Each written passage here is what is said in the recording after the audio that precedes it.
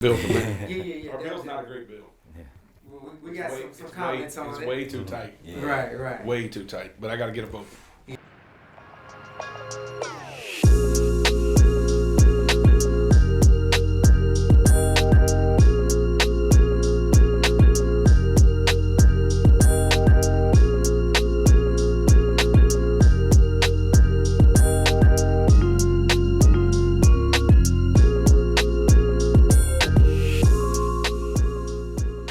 Yeah, definitely. So yeah, I was just wanting to chat with you again. We did some work since you and I last met.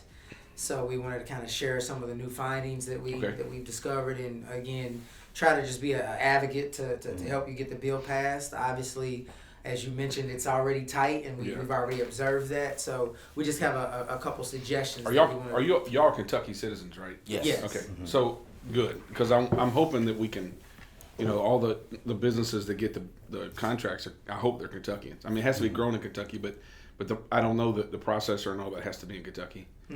What area, which level are you guys involved in? All of them, or? So we're involved in now within the hemp space. So we do a lot of hemp consulting. Do you grow or do you buy and process? We do more of a brokering as well as collaborating with the farmers. We do have a processing license. Yep. But as you know, within the hemp space, the market kind of tanked. I know. Very, very quickly. Right. So we've been still helping some farmers develop, secondary ways of kind of getting back into the hemp space. Yeah. We're getting involved in kind of more of the industrial hemp space. As you know, in Kentucky, most people grew for CBD. So we're starting to develop some processes to where some of the Kentucky farmers who grew for CBD can switch over to grow for fiber, and we're starting to develop some off streams. Is there a good market for that? Very good market. Good. Yeah. I think I can let Mario talk more about that market. The industrial side, I mean, it basically comes down to processes. In Europe, 80% of their uses of the plant in general are for industrial uses. Therefore they have the processing equipment to do so. When it comes to us in the States, we were introduced to the hemp plant, via CBD. And that's all we basically knew about it. So once that market crashed and it tanked, then it opened up and forced us to, venture into other opportunities. To see. And I guess the whole thing was perverted because the profit was in the CBD, and if it weren't such a big profit, maybe we'd be farther along. I don't know. Yeah. Or if we hadn't make it illegal in the first place. Yeah, if we didn't make it illegal in the first place, that's what it comes down to. Because at the end of the day, what most people don't understand, it's the same plant. It just produces a different cannabinoid. Right. THC is one cannabinoid, CBD, CBG, CBN, CBC. The list goes on 144 times, right? So as long as we can get a grasp on that, the understanding, I feel, is in the processing. Therefore, we've been talking to control unions, developing SOPs and trying to control the market and get a baseline understanding and education across the board from both sides, to make it obvious that this is a very helpful and beneficial plan. Yep. So did you guys give me language? I talked to Senator Neal, and he was, I don't know if y'all talked to him. We did. Okay. And so I told him, I said, why don't you make the change in the Senate? That's I think we met the year that we passed it in the House.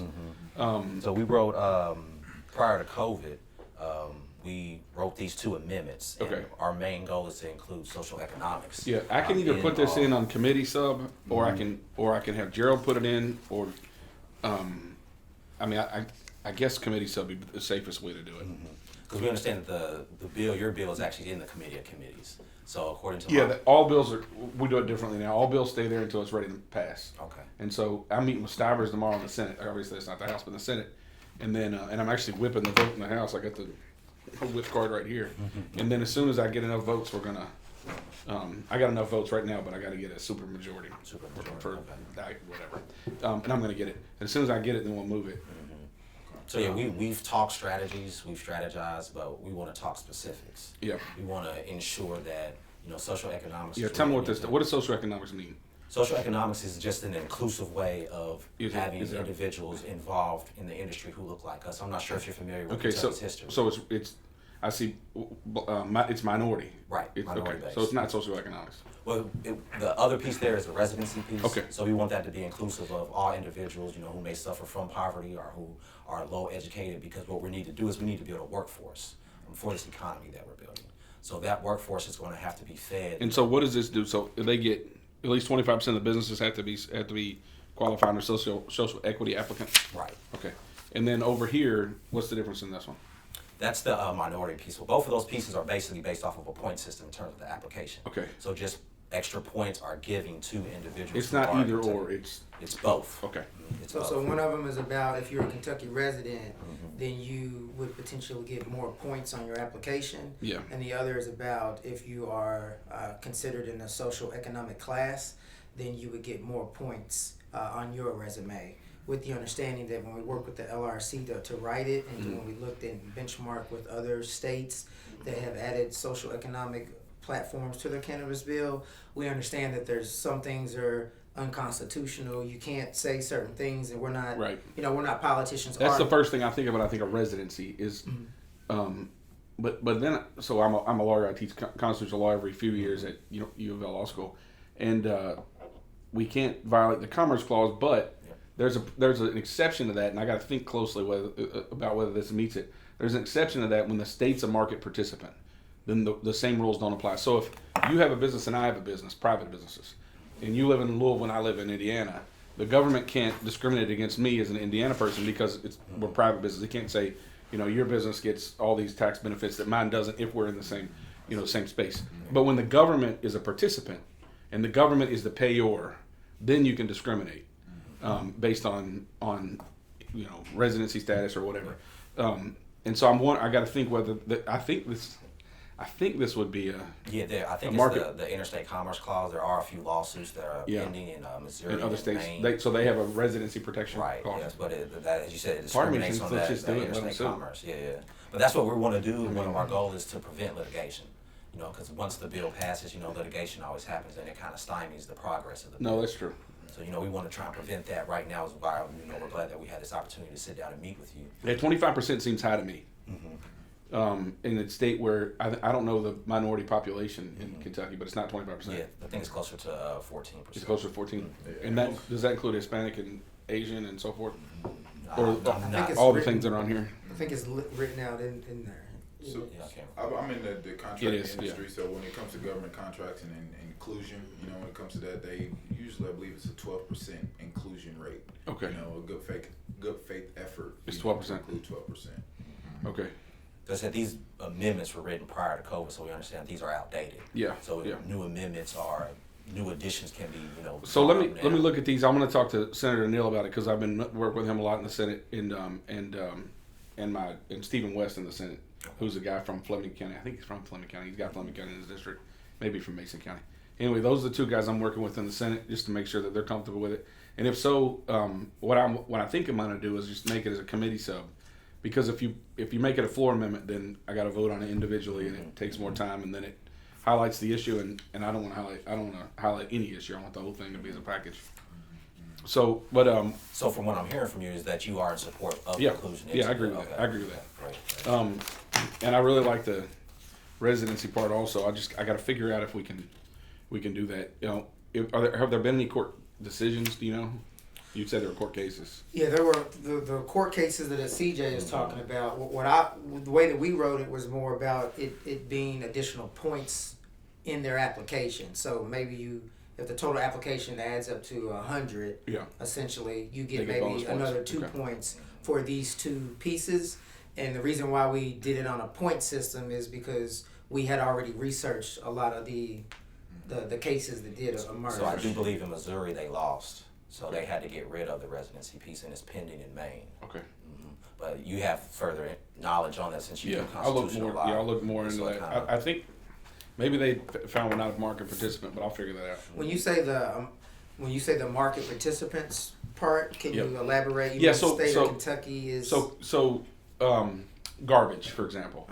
The city of Louisville pays garbage, for example, right? And so when they contract, they can say things like, if you're going to get the contract to provide our garbage services in Louisville, you have to be a Jefferson County company, or you have to whatever. They can do that because it's the government money that's being spent. They're not discriminating on private businesses trying to do private things. Private businesses are trying to get government work, and so they can't violate on race or gender or national origin or whatever, but they can do it on residency kind of thing. They have market protectionism for their people, Right. because they're the payor. That's not the exact rule, but if you're a payor, that's a major element of being a market participant. But if it's garbage for the buildings downtown, which is those are private buildings, and the payer will be the private buildings.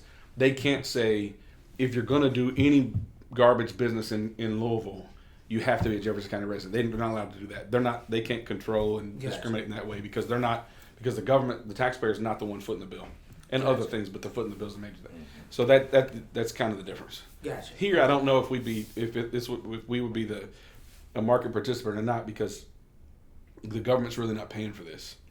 So I don't know. I have to think more about it. So what are your thoughts on municipal control? Because so we have a lot of that in this bill. Okay, great. So what I mean, and the reason is, I'm a Louisville boy. I grew on Dixie Highway. I represent Middletown, and I know what our people think. And that's first of all, it's not different than what people in Clinton County. Everybody wants this. Yeah. Everybody. You go to the richest, the poorest, the most Republican, most Democrat. It doesn't matter. Everybody's for this. But legislators wrongly think some of their people in more rural areas aren't for it. So, okay, fine. If pick your county, Floyd County doesn't want it, that's okay. They can not have it. But that doesn't affect any other county. If Louisville doesn't want it, Louisville can get rid of it. If I represent Oldham County as well. If Oldham County decides they don't want it in their county, they can get rid of it. But Crestwood and Pee Wee Valley and LaGrange, the cities in Oldham County, they can bring it back for their particular city, only for their city. So I'm trying to get a lot of the local control because, and it's an opt-out, not an opt-in, because I don't want anybody to have to. A lot of people think this is a tough vote, so I don't want anybody to have to vote for it except for us when we legalize it. And so if you don't want it, then you got to take a step to get rid of it. But so the politics are disgusting, and that's just the way it is across the board. I had a guy a couple years ago who was a yes, and the way I do it is I take this vote sheet, this card, and I'll say, all right, Representative so-and-so, you've told me that you're a yes, but I'm about to put your name down in the pen. I'm going to do it right in front of you, because the politicians lie. I'm going to do it right in front of you, and so if you're a maybe, I won't put you down. That's cool, I'm fine. We'll work together on the next issue. But when I put you down as a yes, unless somebody's got a gun to your grandmama's head, there's no changing. So nobody ever changes on me, except for one time. This guy 2 years ago, he's no longer in the house. He was a yes, hard yes, and then the day of the vote, he came up to me and said, Jason, I have to change my vote. And I said, no, I'm not hearing right, because that's not how we do things. I never turn on you when I tell you something, and you can't turn on me. And he said, well, you don't need my vote. I said, that's not the question. You've told me yes, I put it down right here. And I said, I said, I'm not relieving you from that vote. If you vote no, I can't stop you, but I'm not relieving you. And I said, why are you changing? And he said, his Sunday school teacher asked him to be against it. And of course I put the heavy on him. I said, well, why don't you send him up here and you go home? Let him vote. But anyway, I bring that story up to say this. And this is the nasty part about politics. My district is now heavy Republican. Democrats don't matter in my district anymore, politically. To me, they do, because I represent everybody, even if you're not registered. Right. And a lot of politicians are like that. But in order to get elected, I have to make the Republicans happy. But a lot of people, that's not even the question. It's the Republicans who vote in primaries. So I have 45,000 people in my district. Everybody does, effectively, right? And this is the same thing for Democrat side, and that's in just my district. And so out of the 45,000 people, there will be 4,000 Republican voters in a primary. That's who keeps me here. It's not the 45,000 people. It's not the 20,000 people who will vote in the general elections. It's the 4,000 Republicans. Then you whittle it down even more. I have to raise money to get my message out, right? So of the 4,000, they don't all donate. So it's the people who donate. Those are the people. You don't sell out. I don't think anybody up here sells out. But if somebody who donates to you calls you, you take that call first, right? So that's what I'm fighting against. I'm fighting against, in my district, everybody, whether you're Republican or Democrat, they're all for it. So that's easy, right? In most districts, that's true. But in some areas, even though the people are 70, 80% for it, their nugget of 4,000 isn't. Because the hardcore Republican primary voter still supports it, but not in the numbers that we do. And so anyway, so I give you that, I tell you that just to say that that's what I'm fighting when I'm talking in sports betting, all those issues. Guys are for it, but their core voters are split. And let's say that you got 55% of your core voters. I'm telling you, you guys already know this. Let's say you got 55% of your core voters that are for it. Well, then what the answer is, you don't want to vote for it. You want to stay the hell away from it. Because I just don't want to. I don't want to vote on it because then I'm going to tick off half the, so we're cowards up here. I think we should vote on everything because that'll take that kind of bad thought away. So how would someone like me get in contact with that 4,000 voting group of Republicans? So you have to. So the Republican Party and Democrat Party, we have a data. Secretary of State, by the way, is the answer. So Secretary of State has a list of every registered voter in Kentucky. And then they know who voted. They don't know how you voted, obviously, but they know, Jason Nemes is a Republican. He votes every single time, right? Mario's is a Democrat. I don't know what I'm not saying, but just to make it different. Mario's a Democrat. He votes in the general elections, but not primaries. Okay, whatever. So in a primary, I don't talk to Mario, right?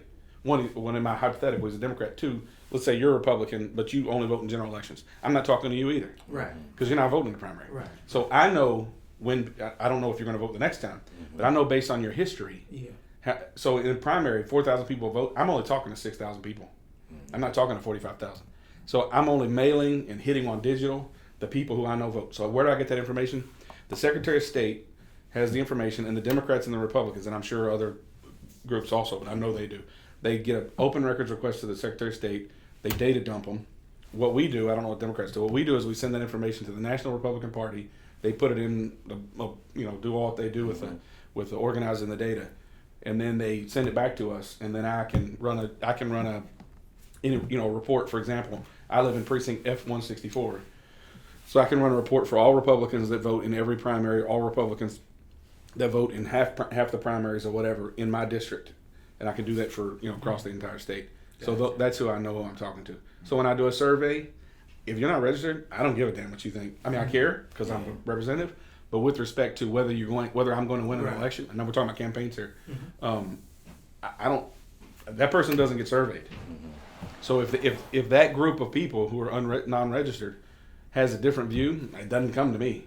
And during the campaign, now they can email me and let me know other ways, but that's just the nuts and bolts of the way it really works. So how do you get the information? I get it from. It's called GOP database. The Democrats have something called, I don't know what they call it, voter vault maybe. I don't know what they call it. But the information comes from Secretary of State's office. Yeah, I only ask because I'm not too interested in the Democrats either. This is a Republican state. Yeah. And the messages that we have, that this isn't just for individuals like us. This is for all Kentuckians. Yeah. This is a multi-billion-dollar industry that's about to I want you guys to be Republicans. But it's a multi-billion-dollar industry, and as you probably know, this is the best place in the world to grow and harvest it. So we're going to have a premium product when it does become legal. And the message for this thing is not Republican or Democrat. It's everything. Right. I talked to a guy, 85 years old, in the wealthiest area in Kentucky in Anchorage, and all I know, so I've got it on my phone. Because it's the GOP database.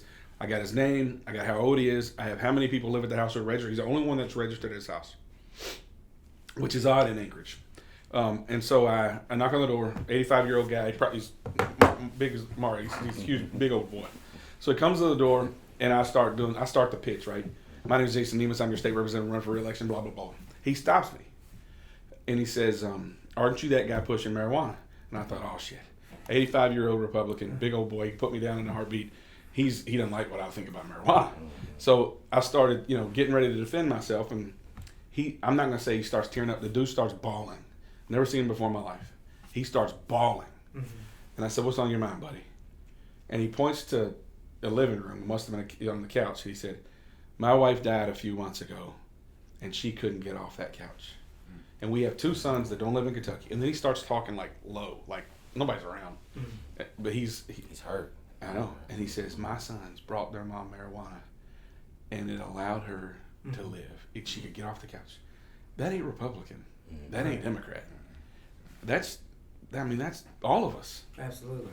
And I thought to myself then, who the hell does government think it is to stop that woman from having a little bit of life, right? And then epilepsy. I mean, multiple sclerosis. You could go on and on and on. But only a boy like you from Oklahoma, you know what I'm saying, will be able to present something like that and see on the levels of those individuals like that. You know what I'm saying? That's why you're best fit to do so. Yeah. And which is why we are taking the time and we're willing to put in the groundwork to help you as much as we possibly can. I appreciate it. Yeah. I'll ask one thing. Julie Rocky Adams in the Senate, she's a supporter. Mm-hmm. If you meet That's with my her, district, I believe. is it? She, yeah. Yeah, she's terrific. Where do you live? You told me. Yeah, yeah, she's your senator. Where do you guys live? J-Town. Okay. Clifton. Clifton. Yeah, Gerald Neal and Attica. So Gerald and Attica, J-Town split all up. So I don't know who your, do you know who your senator is? It may be I do Higdon. not. Yeah, maybe Higdon. J-Town is big, as you know, and so it's split in 4 ways. We tried to unify it in our redistricting and got it more unified, but anyway, Julie Rocky Adams is a major, is a hugely important factor in the Senate. So I'm actually meeting with Stivers tomorrow. I heard he's the key to all of this. He is the He's the president of the Senate. Yeah, so Yeah. we can get him on board. I've been trying to reach out to him too and try and sit down with him. Because He would be, and yeah, if you can meet with him, he'll meet with you. Mm-hmm. I think. I mean, he's a great guy. He's a guy from Manchester, which is Clay County, one of the most impoverished areas in Kentucky in the world, or at least the United States. But he's a lawyer. He's I don't know. He considers Louisville like his second home. So I mean, he's a good guy. I think what he's doing, and this is just my speculation, I think he's protecting some of his members who don't want to vote on it. That's what I think. I don't know. I mean, I don't swim in the Senate waters obviously as much as I do in the House, but and I strongly believe all we need to vote. I don't need to convince anybody else. So if you were to place a percentage chance on it, what do you think the chances are that it will pass this session? I would say 45% chance. Okay. And I'm hustling. I'm doing everything I can do. I mean, I'm turning people. I mean, when I first took this, when I ran for office, I wasn't for it. I've never smoked marijuana in my life. I wasn't around people that did it. I don't think. I mean, I probably was in college, but I didn't do it. I was much too ambitious, and my dad would have whipped my ass. So I didn't do it. And so when I ran for, it wasn't an issue I ever thought of, because I'm running for economic development to bring jobs to the people that are in our area. I don't care about marijuana. And I went to a meeting in Crestwood, and there were 8 people there that looked just like us, just regular folks. And they weren't all tatted up, and not anything wrong with that, but they weren't tatted up and looked like criminals and like trying to just get high. They looked just like us, just like regular folks trying to live life and raise their family. And I met them because I knew what they thought, but I met them because I thought, look, it's my responsibility to meet my constituents, look them in the eye, and say I disagree with you. And I had a great load of reasons why I had it. It was all thought out. It was beautiful. And so this woman leaned forward and she grabbed my hand, and I'll never forget it. And she said, Jason, just listen for a second. I said, okay. And then they went around the room and they told me they were all taking using marijuana. And so they were telling the representative who they never met before they were committing felonies. And they told them what it did for their kids, what it did for them. And I thought, I wasn't convinced, but I thought, yeah, these are regular people. They got a decent story. Let me think about this some more. So I started researching it and calling, and I was wrong. I mean, I was just wrong. And so now I'm fighting with everything I got, because I've looked at tons of people just like you who would help. I was at a fundraiser at my school, my son's school, St. Margaret Mary, and my youngest boy. And this guy comes up to me. He's my age. I'm 43, so he's about my age. And I'd never seen him before. And he's shaking. Are you? All right. Oh, I'm sorry. Your committee meeting started. Okay, thanks. And so I gotta run. But he's shaking, and he says, "I have MS, and I take marijuana." And he's doing all quiet again. I'm like, and it allows, and I get to go to work because my muscles. And I didn't know what muscle spasticity was. My muscles, I can't hardly move. But I can get to work. I can send my kid to St. Margaret Mary. I get to, I got a nice job, and just keep fighting. So I'm fighting like hell. Definitely. Guys, I gotta run. Thank y'all. I'll get these things in. I'm gonna talk to Gerald and Stephen just to make sure they think that's the right policy. And I want to give you my card because we do want to offer the currency that we have, which is our information and our collective information that we have, so we can definitely be. Okay, I'm gonna text you so you'll have my cell number. Perfect. So me. Thank you, sir. I appreciate it, man. Appreciate it. You mind if we Yeah, get a picture right Yes, fast? this is the Kentucky flag when we were like, what used to be when they added this. Now they add stars. They used to add a stripe. So now they only do add stars.